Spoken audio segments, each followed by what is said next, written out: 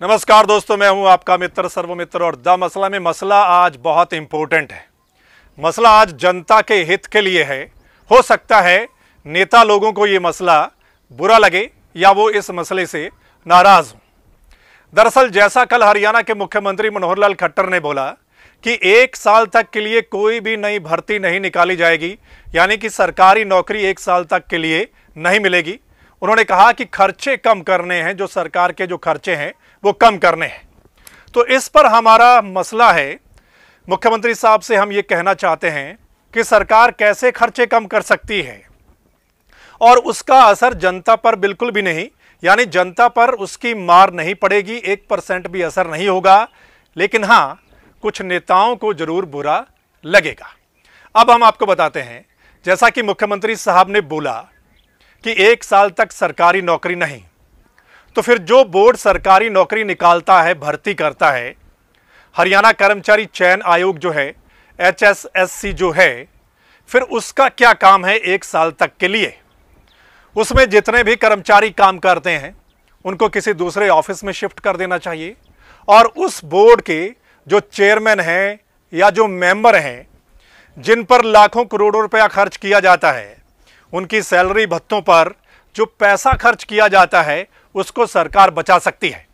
यानी कि 1 साल तक के लिए फिर उनको भी छुट्टी दे देनी चाहिए ताकि जो करोड़ों रुपया सरकार का वो बच जाए। तो पहली बात ये थी। दूसरी बात, जो दूसरे बोर्ड और निगम हैं उनके जो चेयरमैन लगाए गए हैं, वैसे उनको भी अगर हटा दिया जाए तो ज़्यादा फर्क नहीं पड़ेगा, यानी सरकार उससे भी पैसा बचा सकती है। बोर्ड और निगम के जो चेयरमैन लगाए जाते हैं, दरअसल वो सिर्फ नेताओं को एडजस्ट करने के लिए ही ऐसा होता है, यानी उनको एडजस्ट कर देते हैं, लेकिन उन पर फिर बहुत पैसा खर्च किया जाता है। अभी आप देखिए, जो हरियाणा में अभी जो मौजूदा सरकार है, इसमें क्या है कि इसमें बीजेपी है, जेजेपी है और निर्दलीय विधायक है। अब बीजेपी जेजेपी के मंत्री बने कुछ नेता, निर्दलीय विधायक जो 7 लोग हैं जो सरकार को समर्थन कर रहे थे, उसमें से 5 नेताओं को बोर्ड और निगमों का चेयरमैन बनाया गया। तो अब देखिए, सिर्फ एडजस्ट करने के लिए। अब अंदर की बात यह है कि सुना है कि एक और लिस्ट तैयार है हरियाणा में कि आगे जिन नेताओं को फिट करना है, एडजस्ट करना है चेयरमैन बनाकर। तो हमारी ये मुख्यमंत्री साहब को सलाह है कि एक तो जो नए चेयरमैन हैं वो मत लगाइएगा, काफ़ी पैसा बचेगा, और जो लगा रखे हैं अगर उनको भी हटा दिया जाता है तो भी सरकार का काम चल सकता है, लेकिन उसके बदले में सरकार को लाखों करोड़ों रुपए की बचत होगी। अब आते हैं जो हमारे माननीय हैं, जो विधायक हैं, मंत्री हैं, उनके भत्तों की बात करते हैं। बहुत सारे भत्ते ऐसे हैं जो अगर वापस ले लिए जाएं तो भी काम चल सकता है, सरकार का काफ़ी पैसा उसमें बचेगा। अब जैसा मुख्यमंत्री साहब ने बोला कि कर्मचारियों की जो LTC वो बंद की जाती है, मतलब जो छुट्टी लेकर वो घूमने फिरने के लिए जाते हैं और उनको सरकार पैसा देती है, यही बात विधायकों पर भी लागू होनी चाहिए। जो MLA हैं उन पर भी लाखों रुपया खर्च किया जाता है, उनको लाखों रुपया दिया जाता है टूर के लिए, जो वो टूर के लिए जाते हैं, तो फिर उनका भी ये बंद होना चाहिए। अगर कर्मचारियों का बंद हो सकता है तो फिर विधायकों का भी ये बंद होना चाहिए। अब आते हैं जो विधायकों को भत्ते मिलते हैं, जो सैलरी मिलती है। अब आप देखिए, हरियाणा का एक विधायक, उसको 2 लाख से ज़्यादा रुपया तकरीबन मिलता है, उसकी सैलरी प्लस भत्ते। और भत्ते कई तरह के हैं, उसमें निर्वाचन क्षेत्र भत्ता है, उसमें सत्कार भत्ता है, उसमें उसके PA का भत्ता है, उसके ऑफिस का भत्ता है, उसके अलावा दैनिक भत्ता अलग से है, उसके अलावा टेलीफोन का भत्ता है। अब ये कई हज़ारों में भत्ते हैं जो कुल मिलाकर 2 लाख से ऊपर पड़ता है एक विधायक। अब एक एग्जाम्पल लेते हैं, सिर्फ एक भत्ते का एग्जाम्पल मैं आपको सुनाता हूं। अब क्या है कि टेलीफोन भत्ता 15,000 रुपया एक विधायक को दिया जाता है 1 महीने का। क्या विधायक 15,000 रुपया टेलीफोन पर खर्च करता है? अब तो आज के ज़माने में आप जितना मर्जी बड़ा प्लान ले लीजिए, 1,000 से बड़ा प्लान नहीं मिलेगा। 1,000 में आपको सब कुछ मिलेगा। अगर आप मोबाइल पर लेते हैं तो 1,000 में फुल इंटरनेट मिलेगा, इनकमिंग आउटगोइंग सब कुछ मिलेगा। एक विधायक को दीजिए एक उसके पीए को दे दीजिए, तो ज़्यादा से ज़्यादा 2,000 रुपये खर्च आएगा। लेकिन बाकी इतना पैसा किस लिए सरकार विधायक को देती है? क्या पूरे परिवार को देना है टेलीफोन का भत्ता? तो ये भी कम किए जाने चाहिए, जो भत्ते एक्स्ट्रा दिए जाते हैं कि इतने भत्ते, उसके अलावा फिर दैनिक भत्ता। किस लिए इतना मोटा पैसा उनको किस लिए दिया जाता है? तो ये भी काफ़ी पैसा सरकार बचा सकती है उनके भत्तों में कटौती करके।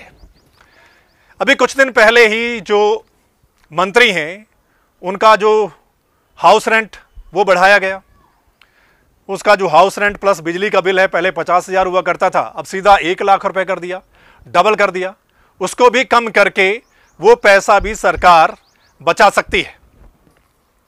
वहीं अब आते हैं जो एक्स एमएलए हैं, हरियाणा के जो पूर्व विधायक हैं, उनकी पेंशन पर ही साल में करीब 23 करोड़ रुपया खर्च करती है सरकार। 23 करोड़ रुपया उनके पास जाता है पेंशन के रूप में। अब बताइए, नई पेंशन स्कीम में कर्मचारियों की पेंशन तो बंद कर दी। तकरीबन साल 2006 के बाद जो भी सरकारी नौकरी में लगा उनको पेंशन नहीं मिलेगी। तो फिर इन विधायकों को पेंशन क्यों, ताउम्र पेंशन क्यों? अगर कोई भी नेता एक बार विधायक चुना जाएगा, उसके बाद चाहे वो ना भी चुना जाए, लेकिन सारी उम्र उनको पेंशन मिलेगी सरकार की ओर से। अगर एक बार विधायक चुना गया ना, तो 50,000 से ज़्यादा की पेंशन हर महीने उसको मिलती है, तकरीबन 51-52 हज़ार रुपए के बीच में। अगर वो 2 बार 3 बार चुना जाएगा तो वो बढ़ती जाएगी। और कई ऐसे एक्स एमएलए हैं हरियाणा के जो 2 लाख से ज़्यादा पेंशन लेते हैं, 2-2.25 लाख रुपया भी उनको पेंशन मिलती है। क्यों दी जाती है? क्या ये जो विधायक है ये स्वतंत्रता सेनानी है कि उनको पेंशन देनी है? अच्छा, एक बात और बड़ी गौर करने वाली है। अगर कोई विधायक चुना गया, मान लीजिए वही नेता एमएलए के अलावा एक बार एमपी बन जाता है, एक बार राज्यसभा में चला जाता है, तो इन तीनों जगह से अलग अलग पेंशन मिलेगी, तीनों हाउस से अलग अलग पेंशन मिलेगी। ये देखिए, यानी कि विधायक की भी पेंशन मिलेगी, अगर वो एमपी रहा है तो वो भी पेंशन मिलेगी, अगर राज्यसभा का सदस्य रहा है तो वो भी पेंशन मिलेगी। मतलब इतनी मोटी पेंशन ये लोग लेते हैं। इसका मतलब ये है कि चाहे किसी भी पार्टी की सरकार रही हो, चाहे कोई भी पार्टी सत्ता में रही हो, इन लोगों ने पहले नेताओं के बारे में सोचा है, नेताओं की सैलरी, सुख सुविधा, उनके भत्तों के बारे में सोचा है, जनता के बारे में बाद में। यानी कि जब सुख सुविधा देने की बात आती है, सैलरी देने की बात आती है, तो नेता लोग पहले होते हैं, जनता बाद में होती है या कर्मचारी बाद में होते हैं। लेकिन जब कटौती करने की बात आती है तो फिर जनता और कर्मचारी पहले होते हैं और ये नेता लोग बाद में हो जाते हैं। तो ये कुछ चल रहा है दोस्तों। मतलब इनकी सैलरी और भत्तों पर कभी कैंची नहीं चली। इनकी सैलरी और भत्ते तकरीबन हर नई सरकार में बढ़ते ही गए हैं और उनमें कई गुना ज़्यादा जो है वो इजाफा होता है। तो इससे भी सरकार पैसा बचा सकती है। अगर पेंशन ना दी जाए तो काफ़ी पैसा सरकार के खाते में जमा होगा। अब आते हैं कि जो मंत्री हैं, मुख्यमंत्री साहब हैं, मंत्री हैं, वो चंडीगढ़ में रहते हैं। उनकी जो कोठियां हैं वो सेक्रेटेरिएट के नज़दीक ही हैं, ज़्यादा दूर भी नहीं है। लेकिन वो बड़ा बड़ा काफिला लेकर घूमते हैं। उनके काफिले में कितनी गाड़ियां होती हैं, कितने कर्मचारी होते हैं। मतलब अगर कोठी से सेक्रेटेरिएट जाना है तो, ऑफिस जाना है तो उसको कम किया जा सकता है। वो काफिले को आप घटा दीजिए। आप एक गाड़ी से जा सकते हैं, एक साइकिल से जा सकते हैं। हमने कभी कभी ये भी देखा है कि नेता लोग साइकिल चलाकर भी सेक्रेटेरिएट विधानसभा जाते हैं। वो सिर्फ दिखावे के लिए एक दिन चला लिया जाता है। क्यों नहीं रोज वो साइकिल से जाते? क्यों नहीं एक गाड़ी से वो ऑफिस जाते? इतना काफिला की क्या जरूरत है? इतना भी डर नहीं है उन्हें। तो वो काफी पैसा बचाया जा सकता है। सो दोस्तों, ये कई सारे पॉइंट हैं जिनके माध्यम से सरकार पैसा बचा सकती है और इसका जनता को फायदा होगा। ये जनता के हित में है। हो सकता है जो नेता लोग हों उनको थोड़ा घाटा पड़ेगा, लेकिन अगर वो राष्ट्र हित में सोचते हैं, अगर राष्ट्र हित उनके लिए सबसे पहले है, तो फिर उनको आगे आना चाहिए और वो खुद कहें कि हाँ, हमारे भत्तों में कटौती कर दीजिएगा, हमारी पेंशन में कटौती कर दीजिएगा। 2 एग्जाम्पल मैं आपको देता हूं। आप समझिएगा ध्यान से। लाल बहादुर शास्त्री हमारे देश के प्रधानमंत्री हुआ करते थे। उनके आह्वान पर पूरे देश ने हफ्ते में एक दिन का व्रत रखना शुरू कर दिया था। वो इसलिए क्योंकि किसी बड़े देश के सामने, किसी दूसरे देश के सामने अनाज के लिए हाथ ना फैलाना पड़े। वो होते थे नेता। एक एग्जाम्पल और देता हूं। महाभारत का युद्ध चल रहा था। आपको पता है उस समय अर्जुन एक बार दिल छोड़ गए थे, देखकर सामने कौन कौन है। उस समय श्री कृष्ण ने उनको बोला था, उपदेश दिया था कि इस समय आपको आगे बढ़ना है। अगर आप दिल छोड़ देंगे तो फिर सेना क्या करेगी? सेना आपको फॉलो करती है, इसलिए आप आगे बढ़िए, आप एग्जाम्पल सेट करिए। आपको देखकर ही सेना आगे बढ़ेगी, उनका मनोबल बढ़ेगा। सो दोस्तों, जो बड़े लोग हैं, ये जो बड़े नेता लोग हैं, अगर ये कुछ ऐसी एग्जाम्पल सेट करेंगे, अपने आप को वीआईपी नहीं दिखाएंगे, एक सामान्य व्यक्ति की तरह जीवन जिएंगे, तो उसका असर जनता पर और ज्यादा होगा। अभी भी ये वीआईपी हैं, कहने को बेशक लाल बत्ती हट गई हो गाड़ी से, लेकिन अभी भी इनका स्टेटस जो है वो वीवीआईपी है। अभी भी इतने इनकी सैलरी, भत्ते, इनकी कोठियों पे खर्च होता है। ये जो मंत्रियों की कोठियां हैं ना, इनके रेनोवेशन पर करोड़ों रुपया खर्च हुआ है। यानी एक बार जब नई सरकार आती है, उसमें नया मंत्री किसी कोठी में आकर रहने के लिए आता है, उससे पहले उस कोठी का रेनोवेशन किया जाता है, जिस पर लाखों करोड़ों रुपया खर्च होता है। किस लिए? कोठियां तो बहुत अच्छी हैं, उनमें वैसे भी रहा जा सकता है, लेकिन सरकारी पैसा है।